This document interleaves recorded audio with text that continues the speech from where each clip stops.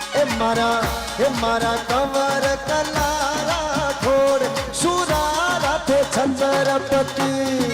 बोले कलाजी महाराज की जय हो।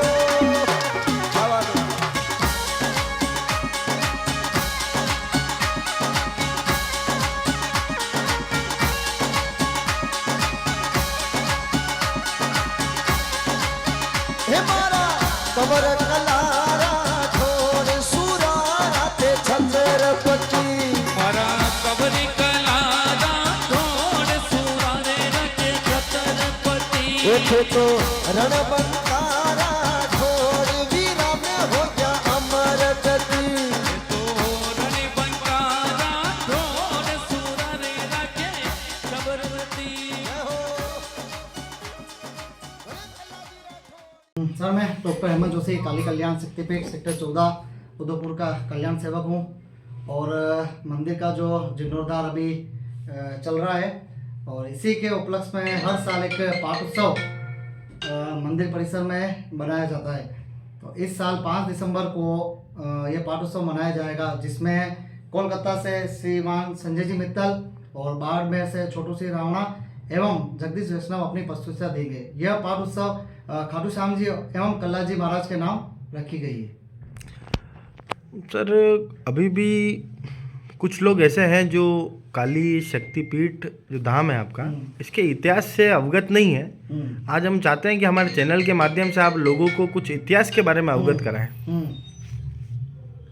सर, ऐसा है कि सबसे पहले तो मैं कल्ला जी महाराज के बारे में कुछ बताना चाहूँगा कि कल्ला जी महाराज कौन थे और कैसे और कहाँ पे इनका जन्म हुआ था।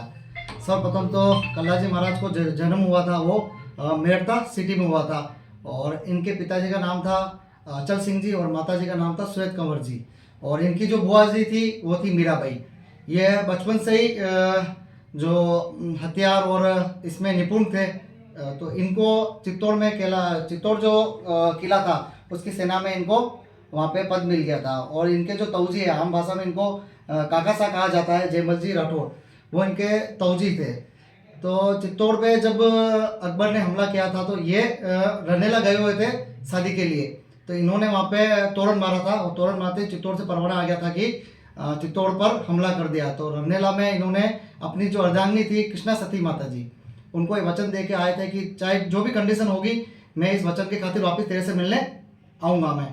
तो चित्तौड़ में युद्ध हुआ, भयंकर युद्ध हुआ। इस युद्ध में जयमल जी की एक जान घायल हो गई। तो जयमल जी युद्ध नहीं लड़ पा रहे थे। तो बाबूजी श्री कल्ला जी राठौड़ उनको अपने कंधों पे बिठाकर युद्ध लड़े थे। तो इसलिए बाबूजी को चतुर्भुजधारी भी कहा जाता है, क्योंकि 4 हाथ उस समय हो गए थे। फिर जब ये दृश्य अकबर ने देखा तो वो विचलित हो गया कि भाई ये तो सरेंडर नहीं हो रहे। तो इसके लिए उन्होंने बीरबल से पूछा क्या किया जाए। तो उन्होंने क्या किया कि गाय का जो रक्त होता है वो सब तरफ छिड़काव कर लिया। और बाबूजी को आशीर्वाद प्राप्त हुआ था कि बाबूजी जब युद्ध लड़ते थे तो नागरेचा माँ उनकी पीठ पर सवार होकर चलती थी। और नागरेचा माता ने कहा रखा था कि अगर तो पीछे मुड़ के देखेगा तो मैं प्रस्थान कर जाऊंगी। तो बाबूजी जैसे ही उस रक्त को देखा, बाबूजी ने पीछे मुड़कर देख लिया और नागरेचा माँ प्रस्थान कर गई। बाबूजी यह दृश्य देखकर सहन नहीं कर पाए, उन्होंने अपना शीश माता जी को अर्पण कर दिया। माता जी ने प्रसन्न होकर उनको वापिस जीवन दान दिया और बिना शीश ये 3 दिन तक युद्ध लड़े थे। और वचन के खातिर बिना शीश ये वहाँ पे रंदेला गए थे। रंदेला जाने के बाद ये खेजड़ी के नीचे इन्होंने विश्राम किया था वहाँ पे। और खेजड़ी इस अवस्था को देख के बहुत रोई थी और उस रोने से जो आंसू प्रवाहित हुए थे उससे इन्होंने अपनी प्यास बुझाई थी बाबूजी श्री ने। और फिर ये दृश्य जब कृष्णा सती माता के परिवार ने देखा तो उनके परिवार वालों ने बोला कि भाई ये तो कोई बेरुपया है, अपन क्या विश्वास करें कि ये तुम्हारे पति परमेश्वर है। तो इन्होंने माता जी से अरदास की और माता जी चित्तौड़ से शीश लेकर रंदेला आई थी। और जितने गांव बाबूजी श्री के शरीर में थे उतने ही टुकड़े माता जी ने अपने किए थे, उनके साथ सती हुई थी।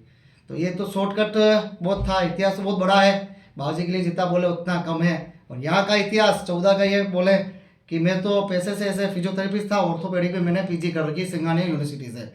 और साथ में बिल्डर का काम भी, तो कॉम्प्लेक्स बनाने के लिए ज़मीन ली थी। और खुद ही में ये मंदिर शायद पुराना कोई होगा यहाँ पे या कोई स्थान होगा तो ये प्रकट हो गया था। तो वहाँ से ये गाथा चल हुई 2.5 साल तक तो ये बिल्डिंग बनने नहीं दी थी और बहुत काफ़ी लॉस हुआ।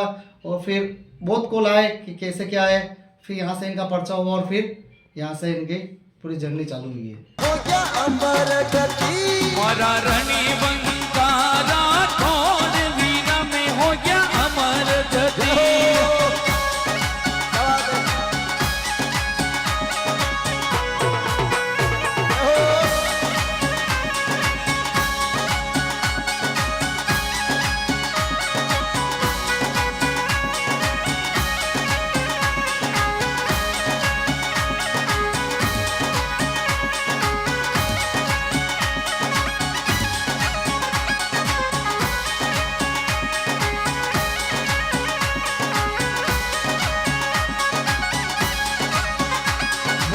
ओ गावे भगवती ओ गावे कमलेश